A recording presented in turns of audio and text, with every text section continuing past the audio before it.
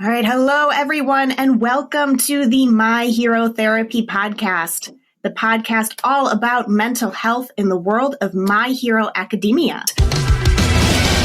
I am your co-host, Dr. Nicole Hassler, but for the purposes of this podcast, I am known as the intuitive hero, Psyche. And I am your other co-host, Benjamin Tights, registered psychological associate, but for this podcast, I'm known as the empathic hero, Pathos. Keep in mind, this podcast is for educational purposes only. While we are both therapists, we are not your therapists, unless we are your therapists. And we are joined today by a very special guest. Extremely special. You guys have heard his name before. We've mentioned him a couple times. He's our amazing audio editor / producer / just everything. Hero support person, hero in training now. Kyle Rebar, introduce yourself and your hero name. Hey, I am Kyle Rebar, otherwise known as Muscles, the Swole Hero. Which is perfect for this episode. But before we get into the Roaring Muscles episode, I would be remiss if we didn't take a second to wish a very happy birthday to our very own Pathos. Happiest of birthdays, my friend. It is... Where else would you rather be right now? Absolutely nowhere else rather than here. Thank you, everybody. Yes, today is my actual birthday as we are recording. So this is my birthday present to myself, is to have these fellow heroes here with me, because we can't be in person, so we're going to do it, virtually. Well, it's because we're like 3,000 miles away from each other, which makes it difficult. A minor issue. If you really cared about me, you would have flown over. Wow. No. I don't mean that. Friends at home. I love Nicole so dearly. She came out for San Diego Comic-Con, as you guys remember, we mentioned that, and that was an amazing trip. I got to spend the whole day with her at con and before that, so I am just happy to have any time with her at all. And same thing with Kyle Rebar. It's always a pleasure. I did learn that you can take the Surfliner train from LA to Orange County or like the Anaheim area for like $15. So that opens up new possibilities. There we go. Trains save the world. They do. All right. So, Pathos, this episode. What is this episode? Oh, my goodness. This episode is really where we see the beginning of Deku's, journey into hero-dom. I mean, we saw a little bit of his origin story in the first two episodes where, he first met and fangirled hard over All Might. And how he realized that his true hero nature is that he acts because it's what's right. He ran to protect Bakugo even when he literally could not do anything, but he still tried. And at the end of last episode, All Might was like, yes, you can be a hero. Tears. So here we have Deku is starting his true hero journey, his training for realsies this time. Mm-hmm. But he's a bit overwhelmed. A little bit, because he learned something about All Might. At the beginning of this episode, All Might confides in him that he wasn't born with his quirk, that his quirk is passed on and can be passed on to another person. And he tells Deku, you're worthy of inheriting my quirk. And Deku, of course, is very confused about this. Yeah, I mean, we'll think about it from Deku's perspective. He's been told his whole life, literally since age 4, you're not going to amount to what your dreams are. You are powerless. You are, worthless. You can't be a hero. You can't do these things. And now and he had no power. He's never imagined what it would be like to have a power because he doesn't have it. And now All Might, the symbol of peace is beat this hair and you will gain my power. I would We're not there yet. Oh, spoiler alert, people. That is the best part of that episode. Oh my God, yes. I wish I could do the face. What's funny is we see Deku and he's remembering all of these people telling him you're not good enough, you're never going to be a hero, and then he's got All Might that's telling him you're worthy of inheriting my quirk, and we see Deku, of course, doing his trademark mutter, mutter, mutter, mutter, mutter. His real superpower. Yeah, his real superpower, trying to understand and intellectualize what exactly is happening. And we learn that All Might's quirk is known as One for All. Basically, that this is passed on from user to user and improved upon and passed on. Yeah, I want to pass this on to our own Deku here. You know, for you, what was it like when you kind of were seeing this? What do you take from this that people can pass on power? How do we take that into the real world? Okay, so this episode is like really what hooked me on My Hero Academia. I'm a little bit of a hipster, and if something is like popular, I just naturally just don't like it. It's not obscure enough. Ugh, I want to pick it apart. Like, why should you just like a thing? And then we get to this episode, and the first time I think this is the first time that Deku is overthinking things, but you start seeing a blatant JoJo's Bizarre Adventure reference with all of the little menacing when he's like intellectualizing and spiraling and, you know, really nerding out. I'm like, okay, interest peaked. Like, I love JoJo's Bizarre Adventure so much.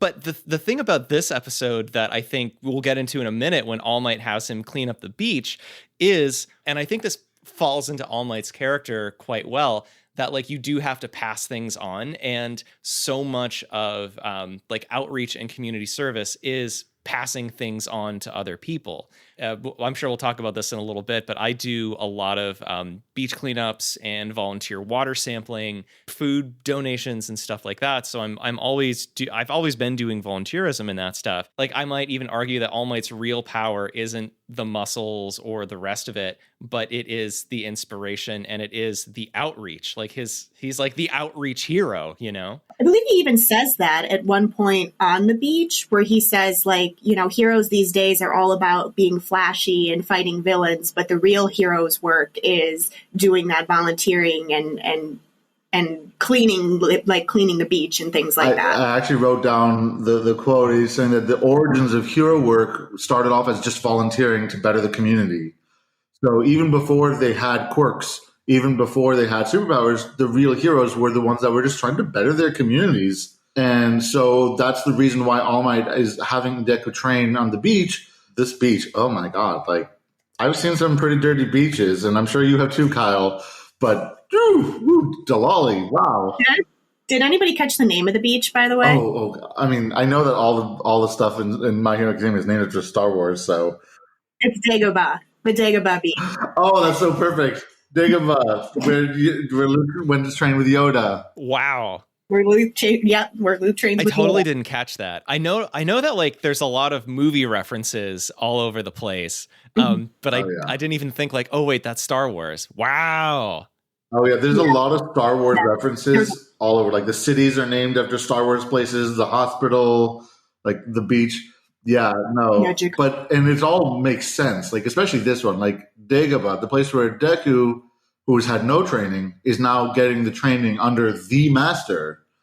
I mean, and learning to kind of deal with the darkness of humanity in a different way than the villains. Like, you know, yes, people say, oh, the villains are the darkness of humanity, but really, like, what is more dark, you know, someone who's committing a crime versus the continual destruction of our environment? You know, that's something that I've been surprised about on my own hero's journey since I moved out to LA, which is, you know, maybe like the All Might of American cities, the, you know, the flashiest, the, you know, whatever. When I moved out here, I thought like, oh yeah, I'm going to get really into like arts and blah, blah, blah. Cause, you know, I played in bands back in Scranton. I did photo shows, I did video shows. I organized editors workshops, all that kind of stuff. Like, great, LA, big city, a lot of artists. It'll be great.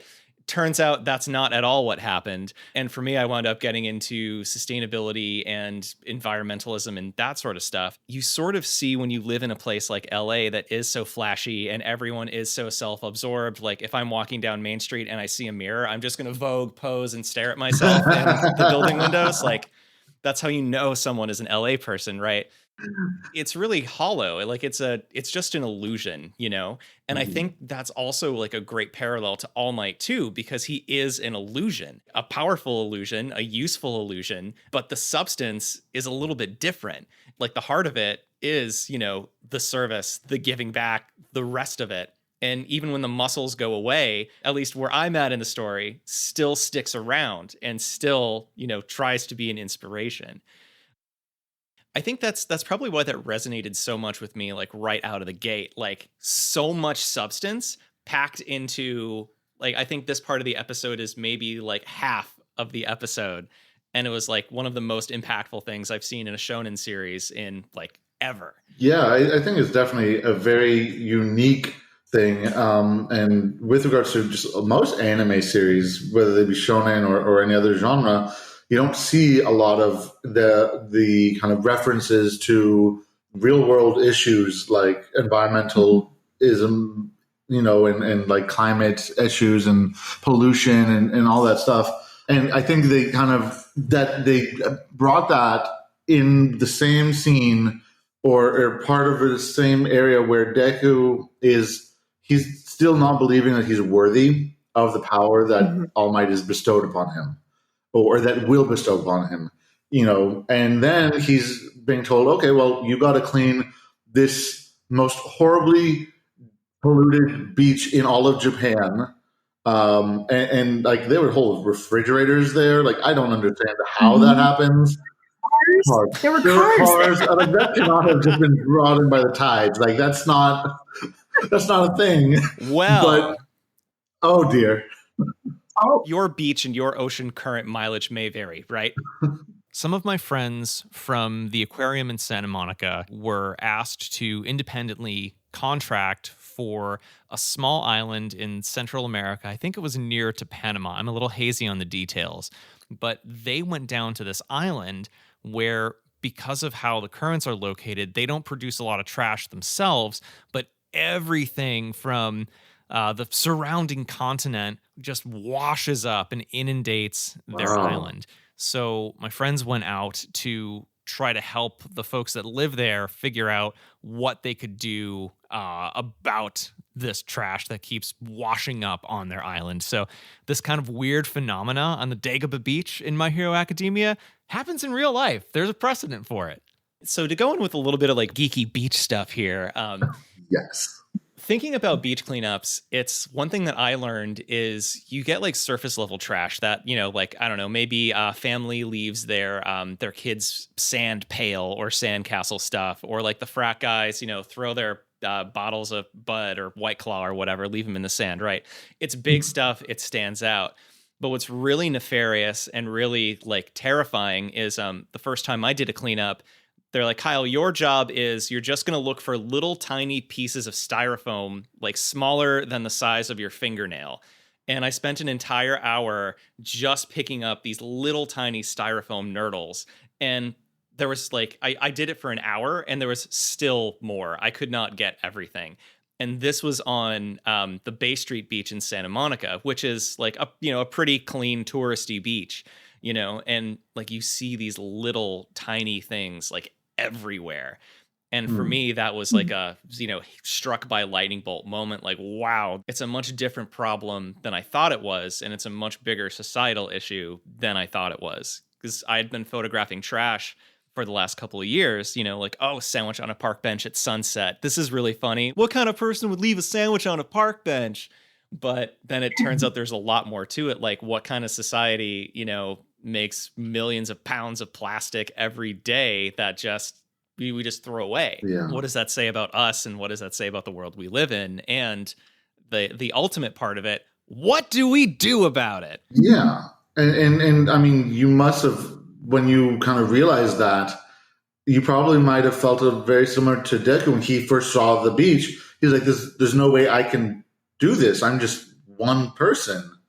Yeah, definitely. That's one thing that I like so much about volunteerism and outreach, that like it's a weird double mind, right? Because one, when you do a group cleanup or you do an event like that, it's you're engaging the community, you're getting people who would normally, not get involved out and doing stuff. And you tend to get a pretty wide range of people. You get little kids, you get parents, you get high schoolers, you get, folks my age. The thing that we tell people at cleanups is that it's not about the trash that you pick up today, because we will never fully clean up the beach. It's about raising awareness about this, about our, societal structures, about the way that our world is structured, so we can start trying to change those big society level things. Like, that's the ultimate goal. And of course, it's great to clean up the beach. It's great to inspire people. Like, we need to keep on doing that. But we also have to look at the big picture of what the real final boss is, which I guess is maybe capitalism, but or just, rampant and not caring about shit. Yeah, apathy, I guess. Apathy. I think that's the big villain. Apathy. And that's the real villain, not like the villains in this show, which are miscast heroes. Most of them are miscast heroes. And we've already talked about that.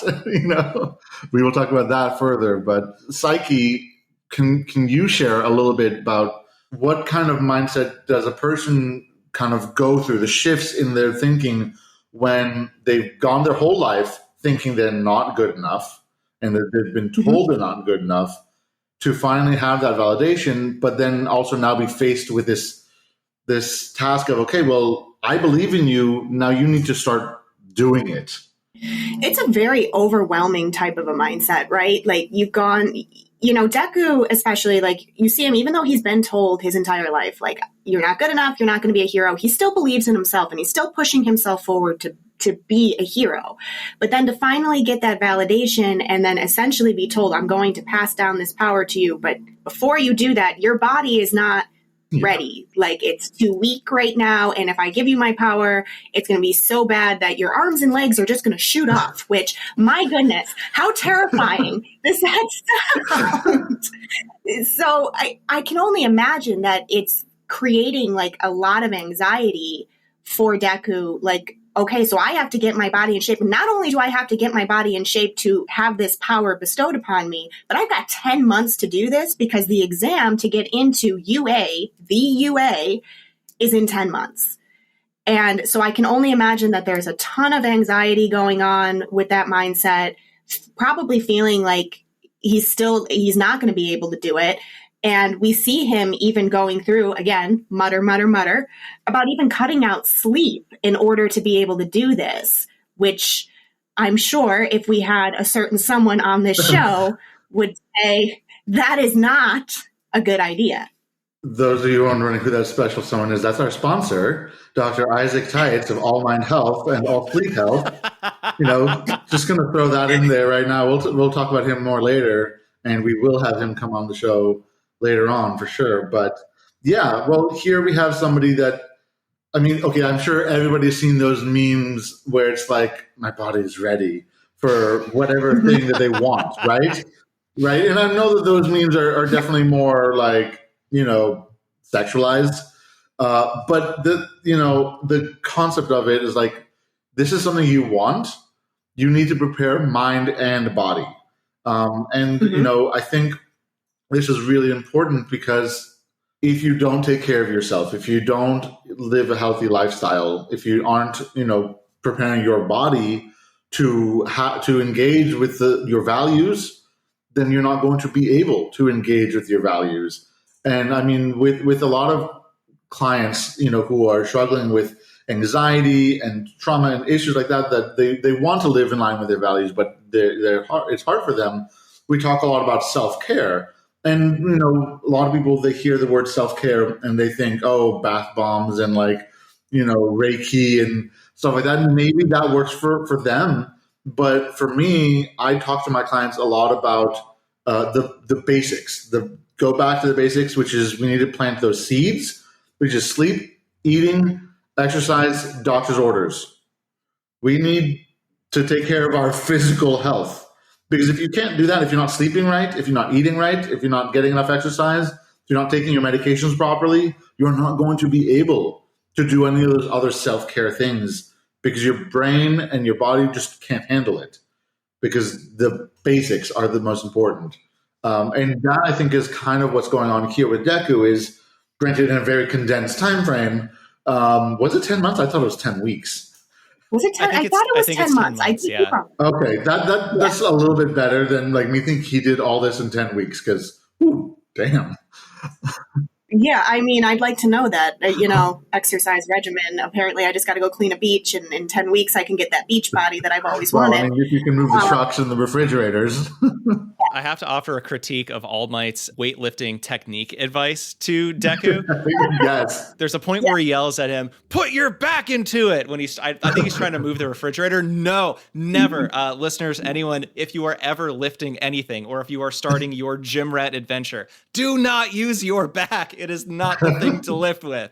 You want to brace your core, lift through the legs. It's a full body lift. If you're engaging through your back, you will get hurt, as I have pulled my back so many times on deadlifts. And it's not fun. It's not comfortable, but it will teach you really fast how to lift and not follow All Might's advice of using your back. Yeah, let's follow the different advice, which is, believe in yourself and, help your community, not the advice of back.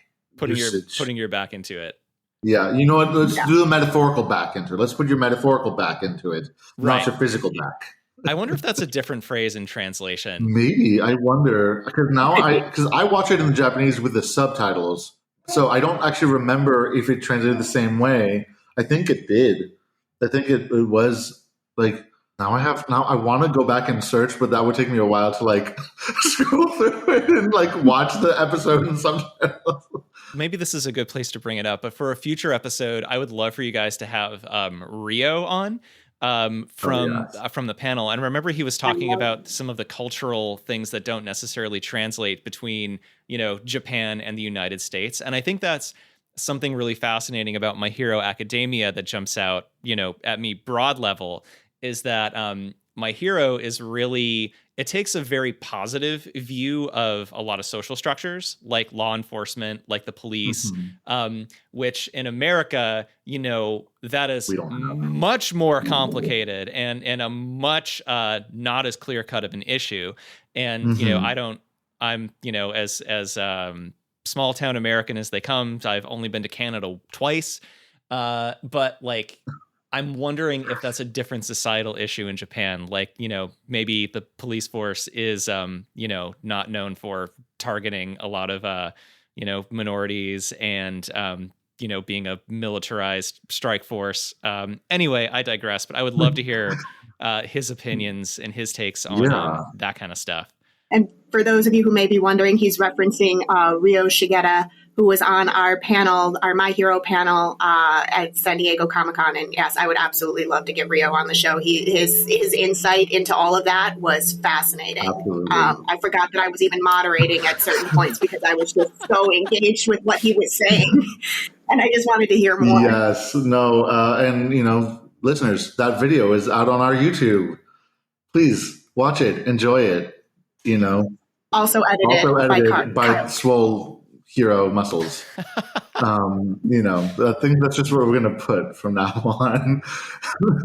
Yeah. Put a little tag, and you can put it. When you're adding it to the taglines on the podcast, you can put that in there. Edited by Muscles of Swole Hero. So I work for a sustainability production company now, part of the many jobs that I do.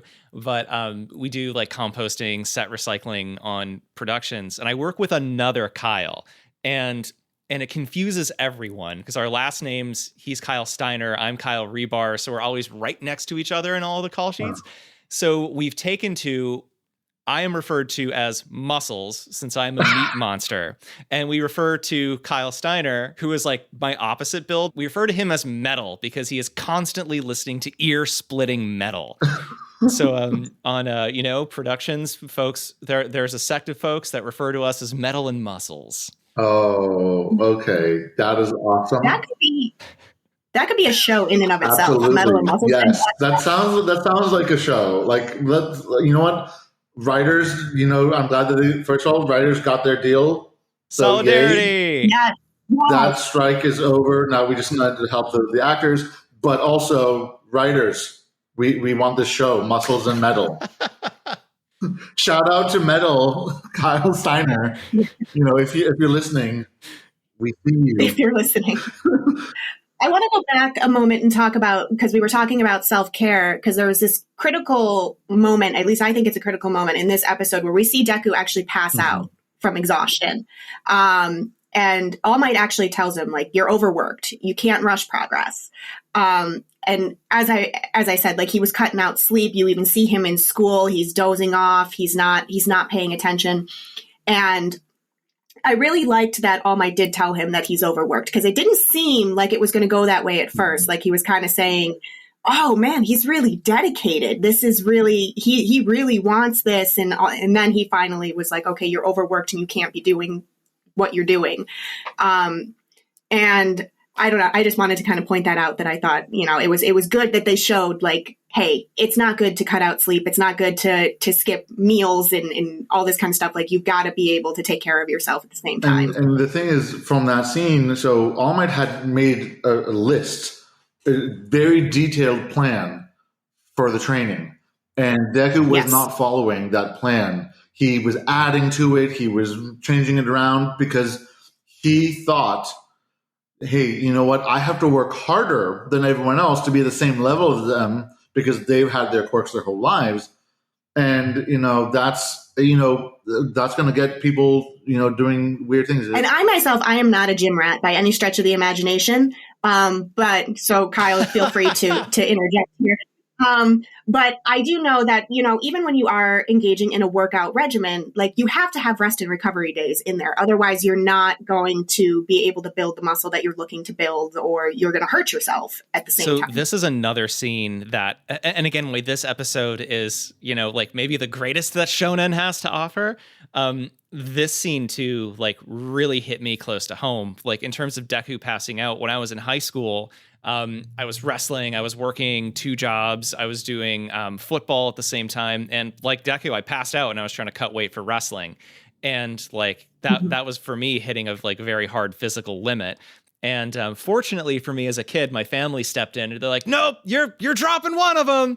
And it's like, that's one of my character traits that I think that I like Deku a lot, because he just goes at it, like throws everything into it.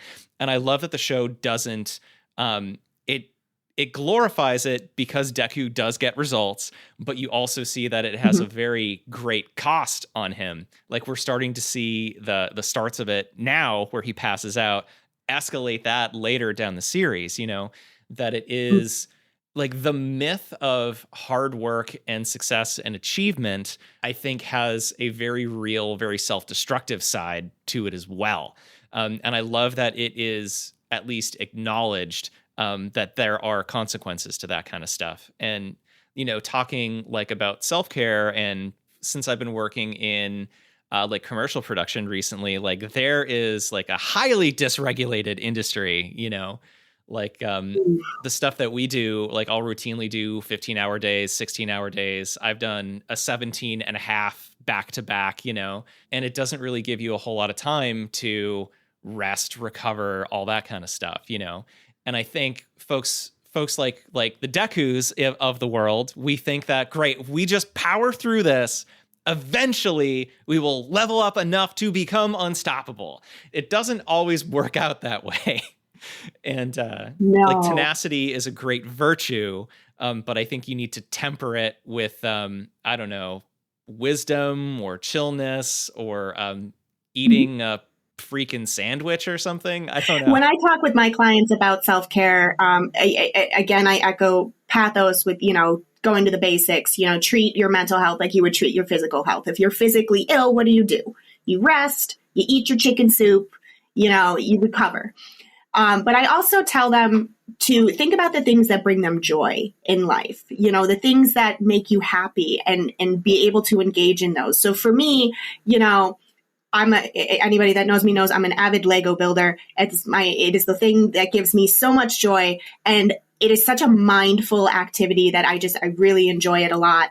And even like playing video games, reading books, all that kind of stuff, which, as we see, like, Deku didn't really have a lot of time for fun here or anything that brought him joy. It was just straight work and eating large meals and not really sleeping very well. I felt like with Deku, because for a lot of times when people, are finally given this opportunity to achieve their goals, it does kind of elicit that sense of, oh, well, like, I really have to go all out. Like Kyle said, we want to temper that tenacity with self-care and mindfulness. I had some clients that, recently was able to like get this job that they really wanted. And so they really went in. They would work extra hours. They would work overtime. They would like work on weekends because A, they really they really wanted to show their boss, like, look, I'm a hard worker. And B, they're like, well, you know, I also want to do this because it'll get me money. And, you know, then I can do all these things for my family down the line. But then they weren't spending that time with their family now in the present moment. And they were overworking themselves and they were burning out. And, you know, so it's really important that we need to be very mindful of, okay, yes, we want to engage with our values, but it is possible to engage too much with our values. Because if we're engaging too much with this value, it's taking away from other aspects of our life. You know, we can only give 100, we only have the same 100% of energy in our lives. We can't do 100% here, 100% there, 100% there, because it's only one person. So we have to be able to divide that. Okay, well, how much energy do I want to use to do work, to do school, to do family activities? And it has to add up to 100. And I'm really bad at math. Yes. And, you know, so, you know, not all of us can just calculate in our brains, you know, okay, this is like, but we do have methods of talking about this, like spoon theory. For our listeners who might not be familiar, spoon theory basically says, you know, we have a certain number of spoons, like those magical spell slots in games, that's the amount of energy we have for the day to do everything that we have to do. And, you know, for some people, they use more energy because of various issues, stress, trauma, anxiety, depression. And so they really need to be mindful. Okay, well, if it takes me 2 spoons to just get to work, just getting to work, like because of traffic and other things, and another reason why we should have trains and not cars. Trains! But, we're going to call you Muscles the Train Hero now. Yeah, now he's the train hero. But, you know, we have to be mindful, okay, how much energy do I have today? And how much rest do I need? How do I replenish those spoons? I love spoon theory. I use hit points because I'm a video game nerd, so I always use hit points. How many hit points do we have for the day, and what happens when we have no hit points? Because just like in a video game, when that health bar is flashing red at you, you need to figure out what your character needs in that moment. It could be rest, it could be food, it could be water, it could be meditation, it could be a whole host of other things. But again, once that energy bar is all the way down, you gotta do something. Otherwise, your character is dead, essentially.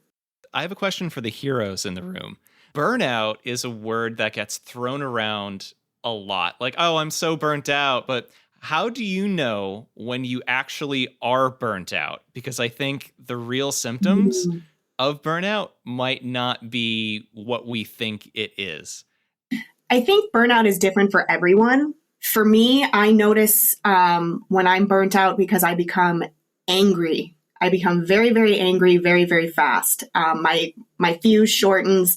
I notice myself getting more anxious, not wanting to go to work, not wanting to get out of bed, not wanting to really engage in anything. I just kind of want to be alone.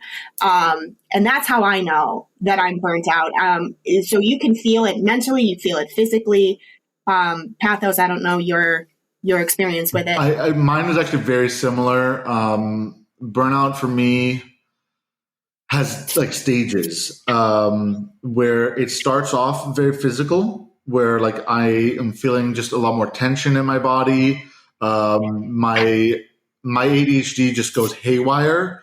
Like I cannot focus on things. I get distracted more easily than I normally do. And then I get more stressed out because I can't focus on the things I need to focus on. And then my body just kind of shuts down because I start using more energy, being stressed and anxious. And for me, it's a lot in my chest. I feel a lot of tension in my chest when I'm burning out and stressed. And then there comes a time where I just shut down and I don't want to get out of bed. I don't want to deal with people. I'm also very irritable. When I start to notice that my attention is harder to focus and the anxiety is getting higher and higher, that's when I start to be like, okay, well, I'm getting close to that burnout. I need to like figure something out. I don't know if it's for all people with ADHD, but for me, my experience is I can't use the same self-care thing twice. Like once I use it once and it works at one time, the next time I get like my attention's like, okay, I'm bored with this. And it just makes it very difficult for me to engage with that self-care because I want to do these things that they make me happy, like reading manga, watching anime and things like that. But if my brain is just like, no, you did that last time. Like, I'm running out of things to do. So I will just constantly start new mangas just to have something to do for that moment, even if I'm not going to finish the manga, but I just need to start it. I was recommended by Psyche to build some Lego, and one of these days I will give that a try. For listeners, Psyche has been trying to convert me to Lego since I met her. And she did buy me some Lego. So I you know what? Maybe I'll do this tomorrow as like a belated birthday thing for myself. I'm going to build some Lego. And it's interesting when we're talking about burnout because I just realized I have some notes about this from the superhero therapy training that is given by the lovely Dr. Janina Scarlett, talking about burnout, especially in Japan. There is this phenomenon known as karoshi, which is essentially death by burnout, because people in Japan work such long hours all the time that they can literally die from being burnt out from like physical things like having heart attacks and other issues, because burnout, it really does like raise our blood pressure, releases, those stress hormones in our body like cortisol, adrenaline, and all that kind of stuff, which can cause so many detrimental physical health effects. And so that just kind of brought it up in my mind. I'm like, well, this takes place in Japan as well. And we see Deku literally working himself to the bone. I saw a documentary about that. And this might be something definitely for Rio to talk about. But the documentary I saw was actually about like middle school and high school students, because there's a lot of pressure for them to succeed academically. That there's a high rate of suicide among students. And so it really makes me really wonder, especially in the world of My Hero Academia, and this was mentioned by Rio in our panel, that like, okay, these are school students who are now also trying to be like professional heroes. So they're putting a lot of more effort into it. They're going through so much, they're putting themselves through so much. And it really makes me wonder, as an outsider to it, as coming from the Western society, from America, from California, that we don't have that kind of mentality. It's like, how does someone get to that point that like their whole reason for being is I need to work, I need to do this, I need to do that. It's just, and I have that to a degree. My family is immigrants to America, and my culture, Jewish culture, is very much like work hard, make that money, get all the good grades and everything. So I did have some of that pressure growing up, but not to that degree. Like it was not like I spent my whole childhood just studying. I did not, though my mom wanted me to. So balance. But like it's very curious for me to see this, because I did have a glimpse into it, but I didn't have the full experience of it. So Rio, if you're listening, these are questions that we would love your input on. If you would ever like to be on the show, reach out. Please do. Please do. You have our numbers. You do. Yeah, to bookend or to bullet this topic, one thing that my one of my CrossFit coaches mentioned a couple of years ago, my wife was training for a marathon, and she went to a kettlebell hell class, and was in a certain hell of her own at that kettlebell hell class. And coach, like, Kat, the most important part of your training is rest. What you do to rest and recover is just as important as what you do here at the gym and what you do outside. So go home and rest. And that was, like a CrossFit gym that was run by former Navy SEALs. So like the most hardcore of hardcore places. Mm-hmm. And like the coach there is like, yeah, that's important. I'm not good at following that advice ever at all, but it was a very powerful moment for sure. I do get your concerns. That said, now's not the time to go and rush progress. Fear not, I can get you back on track. Leave it to this old man to adjust your plan. Absolutely. And so, at the end of all of this, like to jump to the next scene here, we see that the beach has actually been cleaned and Deku is ripped. He is ripped. He is. I mean, he's not swole, but he's ripped. I mean, he's got a 6-pack going on. He's got some muscles. I mean, 10 months of cleaning up that beach, I guess, paid off. And he's standing on top of a tower of garbage, just roaring at the sky.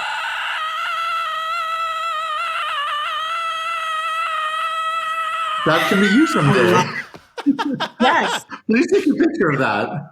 Oh, that would be fun. A video. Yes, we need to do that as like our very own Deku, and we're going to do the side-by-side comparison. And what's interesting, too, about all of this is, yes, he is now ripped. He has prepared his body, and he's still asking if he's deserving of All Might's power. Even after all of this, he is still asking that question. And I loved All Might's answer to this. Someone told me this once. There's a difference between being lucky and deserving. One's an accident, the other a reward. Never get the two confused. I really liked that moment there because I think that was another thing that Deku really needed as part of his journey to becoming a hero, is understanding that because he put in this effort to earn the power, to really understand the pluses and minuses of it, to understand the responsibility of it, he in effect is more deserving than those that just had it by birth and don't really appreciate what they have. They just kind of, it's there. I've always had it. And it does make a very good comparison to Bakugo, because throughout the series, not trying to give too much spoilers, but if you haven't figured this out about Bakugo by now, then you're not watching the show, right? He believes that he's better than everyone because of his powers. He takes it for granted. And so it's a really nice comparison to see someone who is naturally gifted, who doesn't really kind of appreciate their abilities to the same degree as someone who built it up and did not have that natural talent. 100%.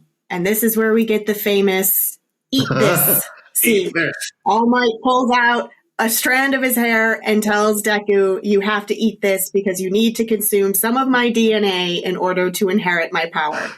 Which I remember my client that got me into My Hero Academia, this was an episode that I had watched on my own. I did not watch in session with him. And he said, when you watch this episode, you're going to laugh at how he gets his power. And he was not wrong. I probably, if I was drinking milk, it would have come out my nose. It was just the most unexpected moment. So when I first saw this, I was eating, what was I eating? Oh, God. I was eating pasta or noodles or something. And I just started choking my food because I started laughing so hard. So, word of advice to people watching this episode for the first time or any second, third, fourth time, don't eat or drink while watching this episode. Also, maybe don't ingest people's hair. That's just kind of unhygienic. Devil's advocate, though, maybe the next time there's a hair in your sandwich, maybe instead of returning the sandwich to sender, you may come out of it with some superpowers. It's like the idea of getting bit by the spider. You'll get the Spider-Man powers. So maybe if you eat that hair on the sandwich, you'll get one for all. I'm happy being quirkless. Yeah. I'm good. So flash forward, the exam is here. He's standing in front of UA. Of course, he's very, very nervous. He's trembling. And enter Bakugo. Get out of my way now before I set you on fire. Who is, again, basically, you see Deku kind of cower by him, but Bakugo didn't really do much to him this time. And he said, maybe it's just because I'm used to him being a certain way that I reacted that way. Bakugo just kind of brushed past him. He didn't really do much of anything. But when you have somebody who's been bullied for so long, like Deku said, he was used to how Bakugo treats him, that he reacted on instinct.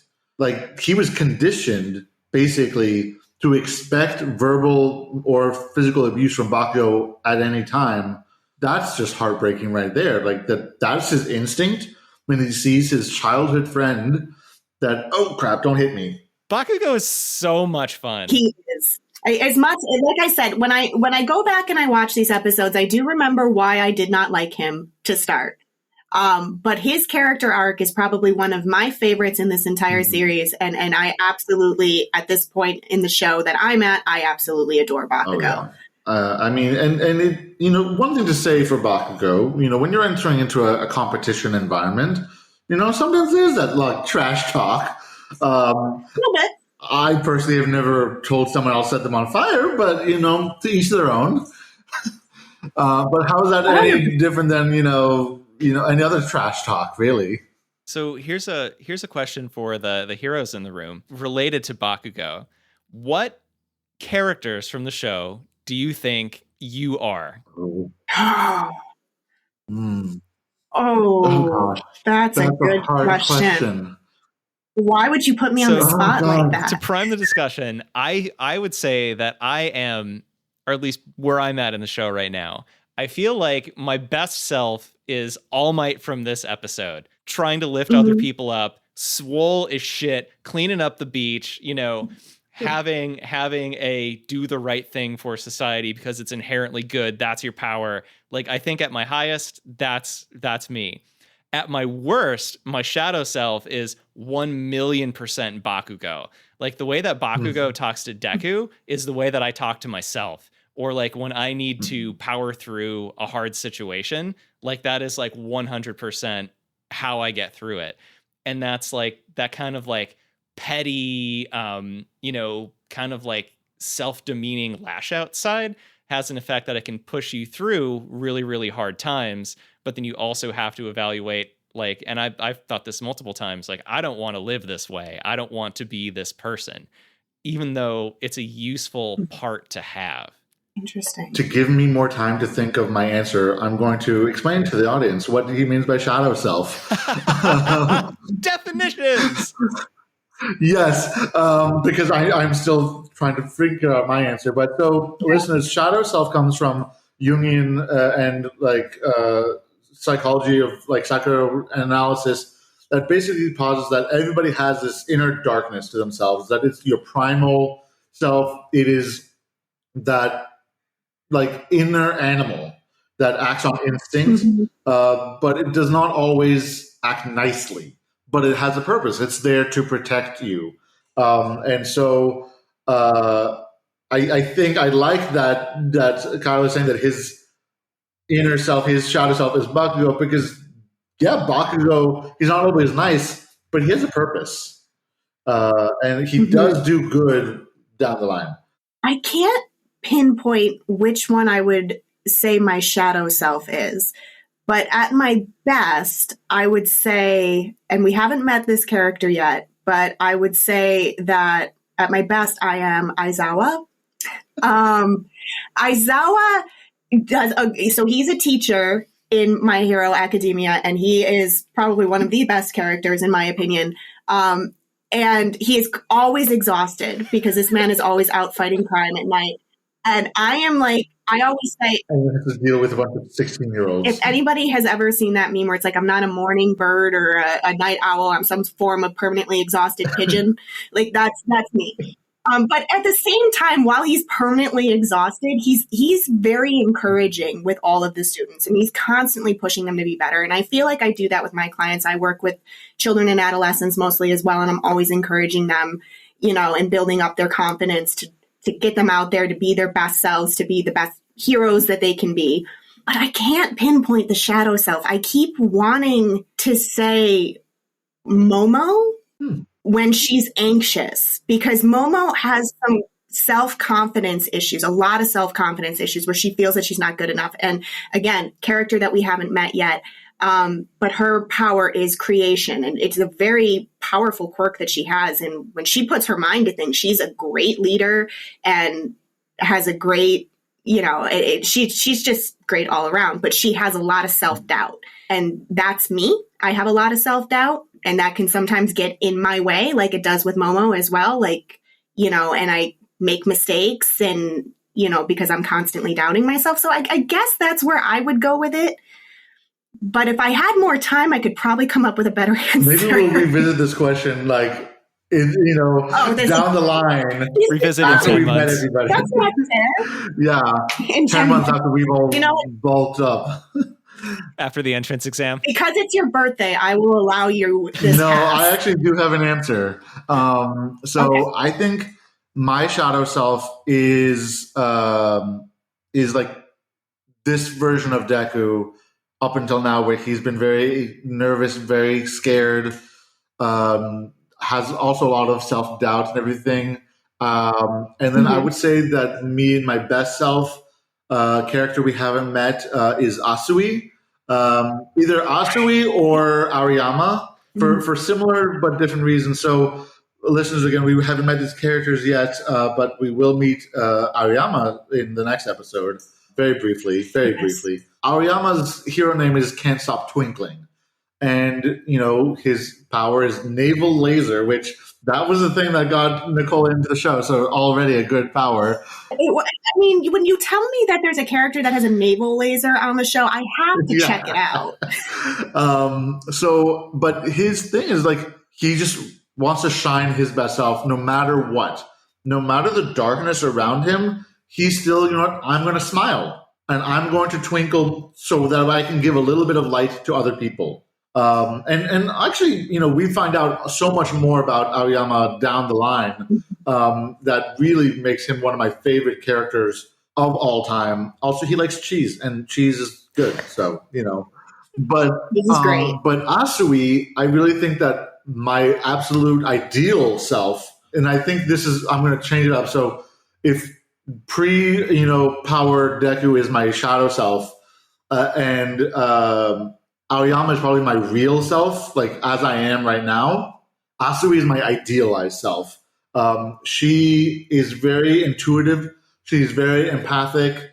She recognizes other people's strengths and builds them up, but also doesn't go too far. She, she doesn't try so hard to support people. She gives them just as much as they need. She's also very mindful of her limitations. And she's like, I'm sorry, I want to help you, but I can't. So she has a lot of that mindfulness and that self-awareness that I want to have in myself. So, she would be my idealized self. And also is the frog girl, and she's awesome. Yes.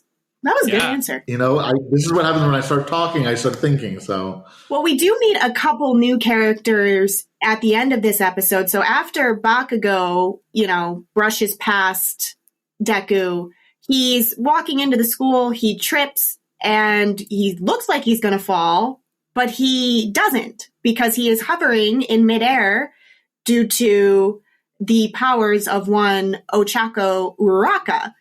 We don't know her name yet. But that is who she is. And she saves Deku from face planting onto the ground. And Deku, of course, is very, very nervous because there is a girl that is talking to him. And he actually says after she walks away, she's like, good luck and I'll see you in there. And he says, oh my God, I just talked to a girl. Now, correct me if I'm wrong.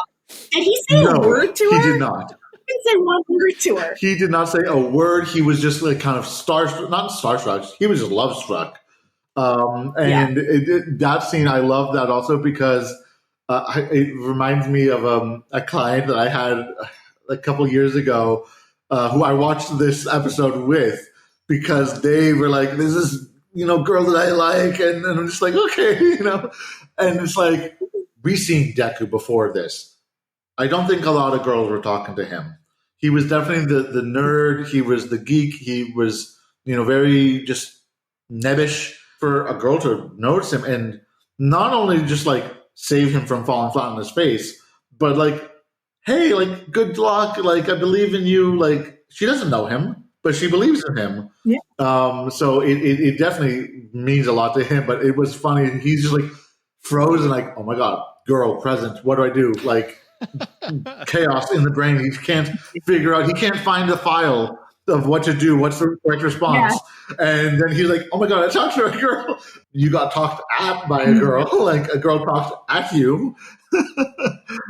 A for Yes. effort. But this is a really interesting moment for Deku because he had just been intimidated by Bakugo, but then now has this boost. Okay, Mhm. someone else believes in me, so it's okay. I can do this. Someone was kind to me.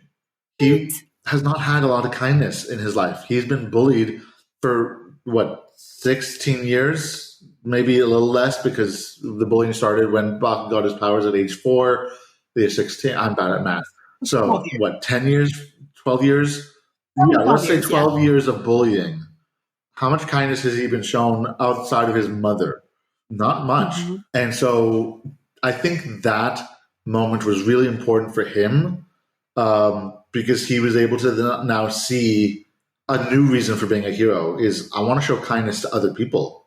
And we go into the exam and he's like shaking, like vibrating. Mm-hmm. But we hear the school motto and I love it. I wrote it down. I wrote it as a quote. So quote, everybody, this is the school motto for UA High School. A true hero is someone who overcomes life's misfortunes. Go beyond plus ultra. If this isn't, something that we as humans in the real world can take to us, I don't know what is. We all face misfortune. We all have obstacles in our lives. And it is important for us to recognize and acknowledge those, but still find a way to move past them, to overcome these setbacks, to turn the setback into a setup. Ooh. And mm-hmm. I love that this is where this episode ended. We just got real deep right there. Hey, that's what this show is about. I love that quote as well. I wrote it down too because I thought that it was, a great quote, and I don't really have anything to add to that because what you just said was so great.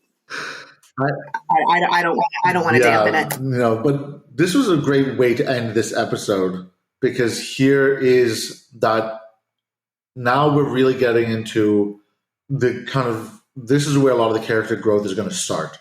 The character growth, but also the world building of this. We knew that heroes are there, but what does the society think about heroes other than that they're celebrities? And here we see that this is the top school. This is the Hogwarts of heroes. This is the number one hero training school. And if this is their motto, it really says a lot about what they think of as a hero. It's not just, you got to, make the big bucks and everything, though they acknowledge that that's a part of it. As we see down the line in the show, they have the business side of things, because they recognize, this is part of society. But the true aspect of the hero is the internal, not the, glitz and glamour. I think this is a good place to end this episode for today as Absolutely. Well. So first of all, thank you to Muscles, a Swole Hero, a.k.a. Kyle Rebar, for being our first ever guest on the podcast. We greatly appreciate it. And thank you for all of your audio editing and your producing help. Listeners, when we first started the podcast and I was trying to upload this to Podbean, I could not figure it out. I was on the phone with Kyle for an hour about that, trying to figure this stuff out. And he just give me a minute, and he got it done. So he's a true hero in every sense of the word. So thank you, Kyle. Before he goes, though, Kyle, in case any of our listeners are thinking about getting into volunteerism and whatnot, do you have any recommendations for how they can get started? First and foremost, it's really going to vary depending on where you live and, look for local solutions to this stuff, right? So I do a lot of volunteering with the Surfrider Foundation, and Surfrider is a pretty big group, but they have local chapters in most coastal cities. And what I like about Surfrider is that they have a lot of different programs that will work with my very eclectic or your very eclectic and busy schedule. Surfrider also has a really nice community vibe, so they'll do stuff like paddle outs, or sometimes we'll just go hang out at the lab after water sampling. They do documentary screenings at the Patagonia in Santa Monica. Really fun group for sure. Heal the Bay is great here in Los Angeles. Their volunteer schedules are a bit more time consuming, but also wonderful group. Their focus tends to be on education, outreach, and advocating for local legislation. So if you do stuff with them, you're going to learn a lot, and it'll be a wonderful, life-changing experience, as it was for me. If you like cute animals, there's the Marine Mammal Care Center that helps when there's things like algae blooms and you see a lot of seals and marine life washed up on the shore. They take care of them. Nourish LA is fantastic if you're interested in redistributing food that would otherwise be wasted. They're really good. If you are in the film industry or production stuff, there's a group called Everyday Action. They drive around and pick up leftover catering from film sets and take them to shelters. So that's a really good thing to do. I mean, again, so much of my knowledge is just located to the greater Los Angeles area. So, but look into those kind of, those kind of things. And also too, like if you see something when you're out and about, just go and do something yourself. During the pandemic, I spent a lot of my very limited free time, but what was there, like I'd just take a bag down to the beach and pick up stuff, and other people would just like stop and talk. You going out and doing one little tiny small thing like might have an unintended consequence somewhere else, and who knows what's going to come out of that, especially if you're in a small town. Like I grew up in a very small town outside of Scranton, Pennsylvania, so like that maybe wasn't necessarily part of our built-in culture, but there's probably something in your town wherever you are. So well, thank you for that. And where can our listeners find you on the interwebs if you want to find them? Okay, so my Instagram is mostly photos of trash and these days Olympic weightlifting. I'm there as Kyle Rebarf, and I recently put up some like chill instrumental ambient music as also as Kyle Rebarf, which was my childhood nickname that I have since reclaimed. Yes. Oh, much like our dad. Holy crap! I did not put that together until right now. Mm-hmm. That's awesome. Mm-hmm. Yeah, thank you guys for having me so much. This is really fun to chime in on this particular episode. And I'll go for it, Nicole. I'm so sorry. I feel like I was just going to say absolutely. I was just going to say absolutely. We appreciate you coming on. Yeah. And Nicole, I feel like I cut you off like 3 or 4 times today. I'm so sorry. Don't worry about it. It happens. I cut him Pathos off all the time. This is because this is a conversation, and if people don't cut each other off, then how are you going to know that you really care about them?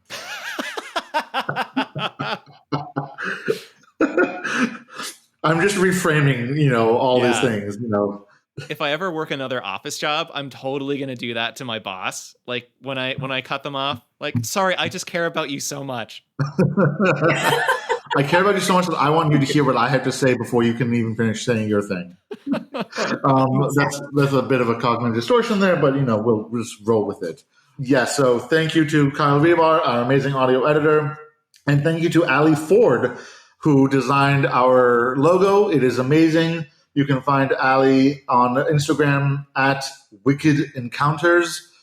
She's an amazing graphic artist. So thank you, Ali, for our amazing, amazing logo. It's super awesome. And of course, even though we mentioned it earlier in the episode, a big thanks to Dr. Isaac Teitz of All Mind Health for sponsoring this podcast. And Pathos, where can people find us? We have a Facebook page, Twitter, and Instagram at My Hero Therapy. If any of our listeners would like to contact us, that is a good place to start. They can also email us at our email, which is myherotherapypodcast@gmail.com. We welcome all communications. If anybody has questions, suggestions for topics for new episodes, or just like filler episodes, if we don't have an episode to talk about, like, we just want to talk to us. Like, we love talking to people. Clearly, I like to talk. Absolutely. And we also have a YouTube now, My Hero Therapy Podcast YouTube channel. You can find these episodes up on that YouTube channel. You can also find panels that both Pathos and I have been on. Currently, we have the My Hero Therapy panel from San Diego Comic-Con up there, as well as the Multiverse of Marvel panel that we did in San Diego as well, also edited by Kyle Rebar. Yes. So, Psyche, where can people find you on the interwebs? You can find me on Instagram at levelup_therapist or on X, formerly known as Twitter, at levelup_therapy. Yeah, that's pretty much all you can find me at. So where do we find you, Pathos? Well, they can find me through my other podcast called Mental Health Quest, The Therapist's Office and Beyond, also edited by Kyle Rebar. So he's getting a lot of credit today. Infamy! That is the podcast I do with my co-host Charlene McPherson. And we talk about what is mental health treatment, what does the diagnosis look like, and we talk to a lot of different mental health experts to decrease the stigma around mental health treatment. But you can find that on Facebook and Twitter at MHQ Podcast, capital MHQ, capital P Podcast. And of course, thank you to our dear listeners for tuning in this week. We will be back next week, or not next week, but we'll be back eventually for another episode. I don't what's episode 4 called? It is called, hold on, I have it right here. 1 second. Loading. It is called Start Line. All right. So tune in next time for episode 4, titled Start Line. Until then, dear listeners, remember to go beyond. Plus Ultra.